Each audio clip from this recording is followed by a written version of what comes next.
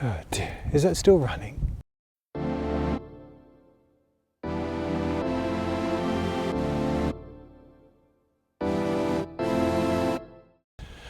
Hello and welcome to my towing review of the Kia EV6 / Hyundai Ioniq 5.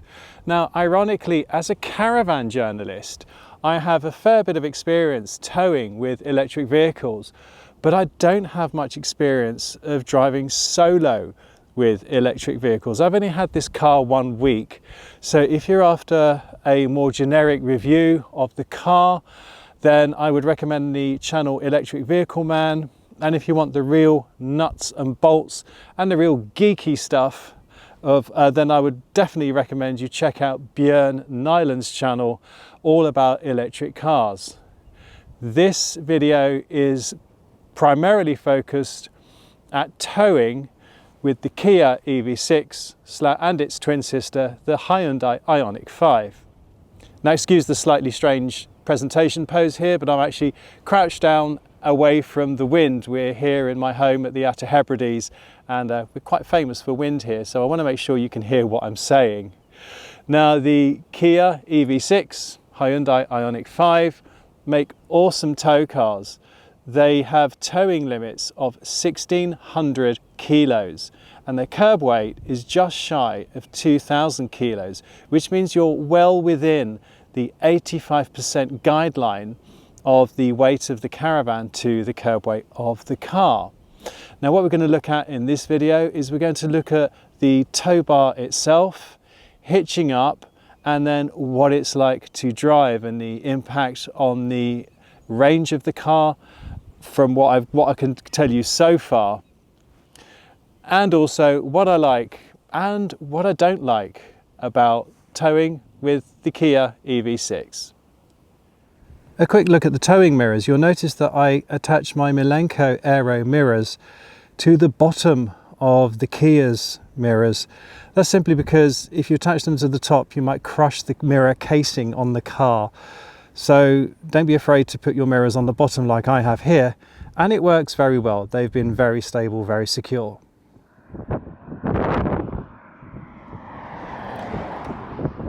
Dougal, you're in the way.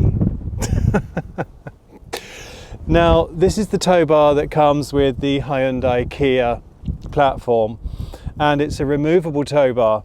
Now, you can see already one thing you're going to need, folks, if you buy this car is something to kneel on, because there's a lot of getting down on the ground here. The actual socket for your electrics sort of swings out here. It's really hard to show you like this. I'll bring the camera closer and show you what I mean. Okay, so now we're under the car. So here's your 13-pin socket, which when you're not using it, swings up out of the way. But when it's down, I find it very close to the ground. This gap is 8 inches or 20 centimeters, which I find a little bit low. Now, can you see here, this is the hook that you need to, the loop that you need to attach your breakaway cable to. Because it's a detachable tow bar, you must anchor your breakaway cable to this loop here. You do not put it around the tow bar on a detachable tow bar. And I find this can be a real squeeze to get your breakaway cable in there. Top tip is make sure the caravan brake is on,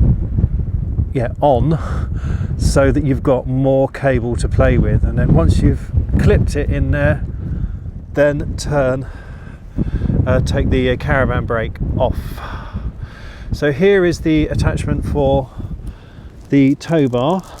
I mean, I am scrambling around on the floor here, folks, on a blanket. You will need a blanket or something. So it's got a key, you can lock it if you wish, and that's not going anywhere. So to remove it, when it's unlocked, you pull it out. Can you see I've pulled it out? Turn it in the direction of the arrows, and out it falls. It's quite heavy. I'm trying to do this one-handed. Now, folks, to put it back, you'll see what's happened is, I hope you can, is that this is sprung back, and if I try and put this into the socket now, it's just not going to bite. I'll try and do this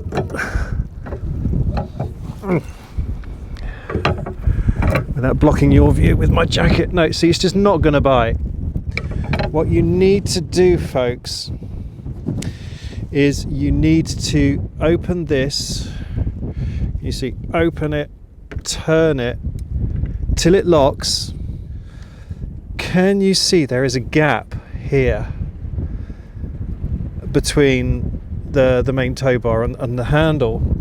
You must have that gap.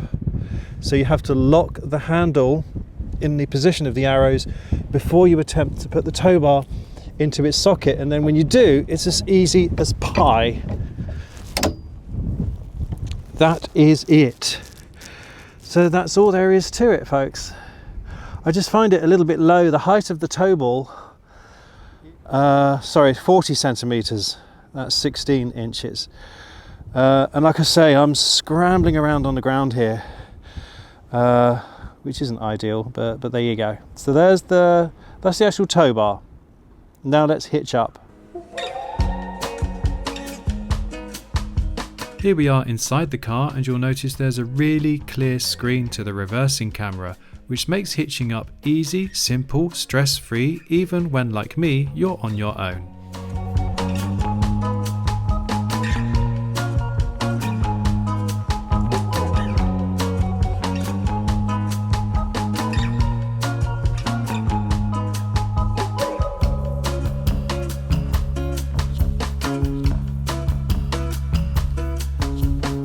Now, I didn't make a great job of hitching up this time, folks, but I thought I'd leave all the little niggles and errors in place so you can learn from my mistakes.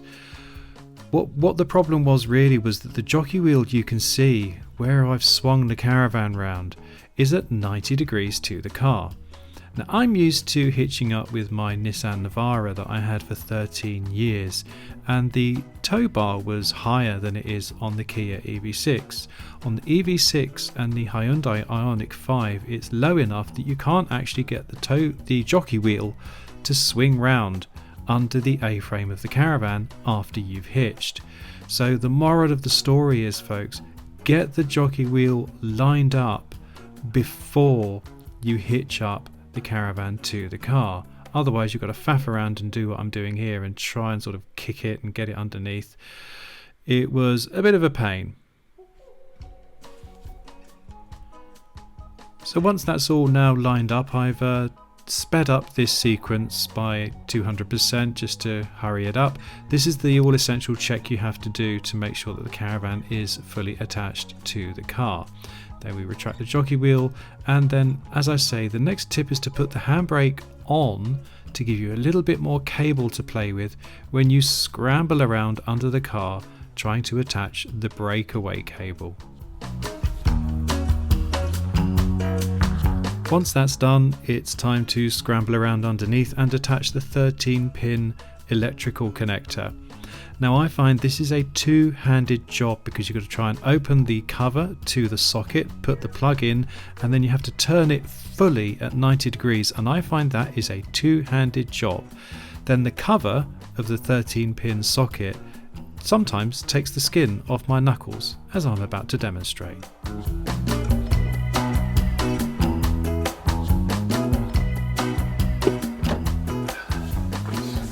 Okay, so the best bit, the actual driving experience, other than all the annoying beeps. Right, so this is the best thing. Put it in drive, trailer mode on, and now let's maneuver our way to the road and listen.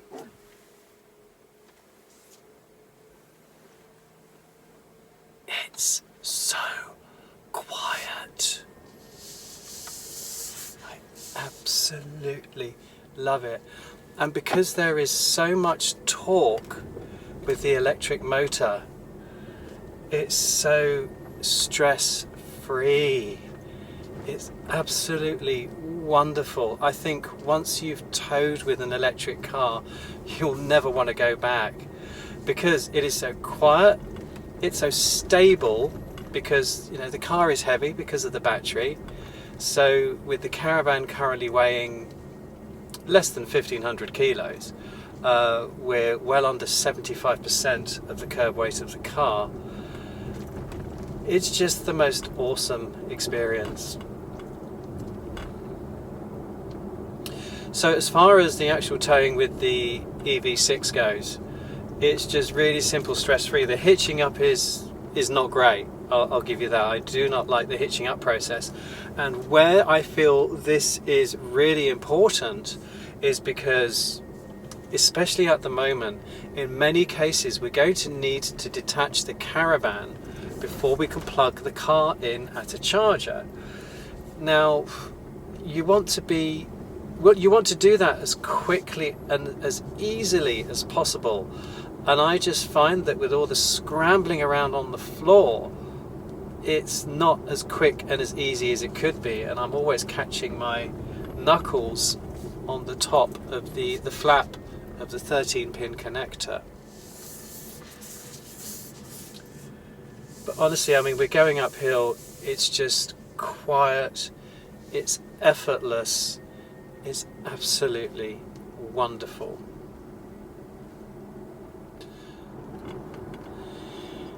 Now, so far I've only driven up to 50 miles an hour with the caravan because we don't have any motorways or dual carriageways on the island. That will come in the summer when I take my caravan on a tour on the mainland and we try out all the charging and stuff like that. So at the moment I can only say what it's like towing up to 50 miles an hour, which is awesome. However, I have already towed in some rather bonkers Hebridean winds. Last Sunday I was out filming with my friend Stephen, and the winds were sort of 25-30 mile an hour southeasterlies, gusting 40.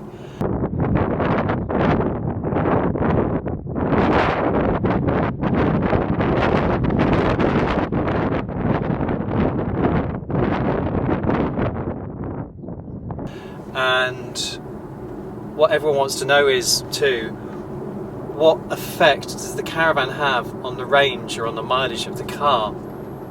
Now, solo, when I was driving back from Inverness, when I bought the car, I got 3.6 miles to the kilowatt hour. On a good day, I can get just over 4 miles to the kilowatt hour. But driving into the wind, into a gusting 40 mile an hour wind, with the caravan, that dropped right down to 1.4 miles per kilowatt hour. However, when I was driving back home with that strong wind behind me, that figure improved to 2.8 miles per kilowatt hour. So if we say I do an average of 3.6 to 4 solo, then it actually works out that I am going to get about 1.8 to probably 2 miles per kilowatt hour with the caravan.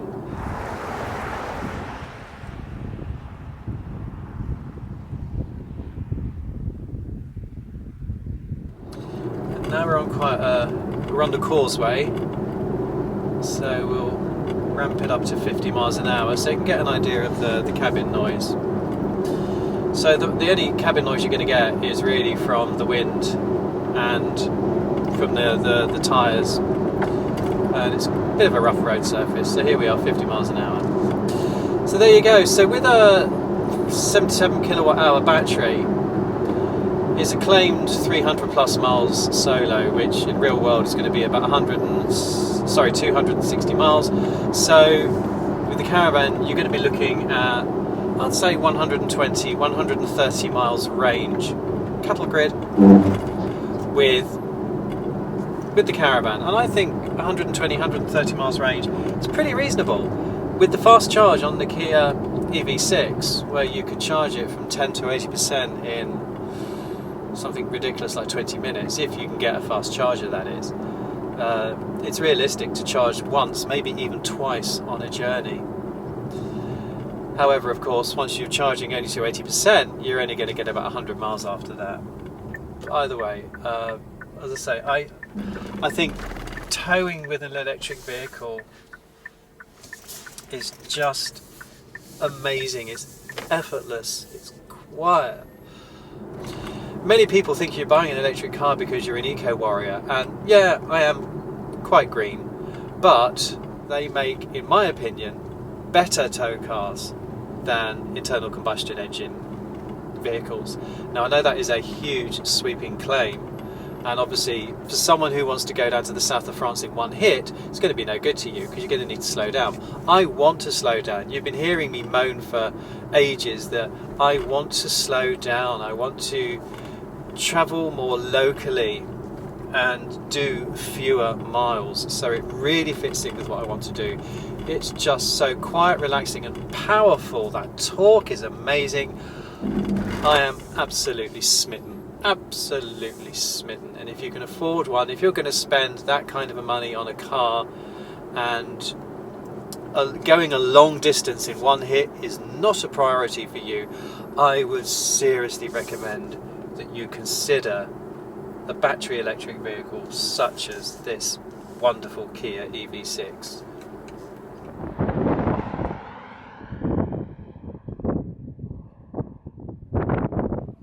So there you go. I hope you enjoyed that first look at towing with a Kia EV6. Obviously hoping to do a lot more real life towing over the summer, but this was just a quick introduction. Now of course there are compromises to be made to be an early adopter in anything, and towing with an EV is no exception. However, I personally find it such a rewarding and enjoyable experience that it is worth, for me, making those compromises. I do want to slow down, and the fact that we can only do about 120 miles on one charge with the Caravan is something I intend to embrace rather than to berate. So that's just where we're coming from. It's the right choice for me. It's probably not going to be the right choice for anyone, but if you are considering this, I would strongly suggest that you look into it further, because I've so far really enjoying the experience. So I hope you found this video useful. If you did, folks, please give us a thumbs up, subscribe if you don't already. It just leaves me to say, from Dougal and from me, thanks for tuning in. You like the Kia EV6, don't you, Dougal? You do? I do. Yes, it gets the Dougal lick of approval. But are you going to smile? You going to smile? Yeah. No. He never smiles.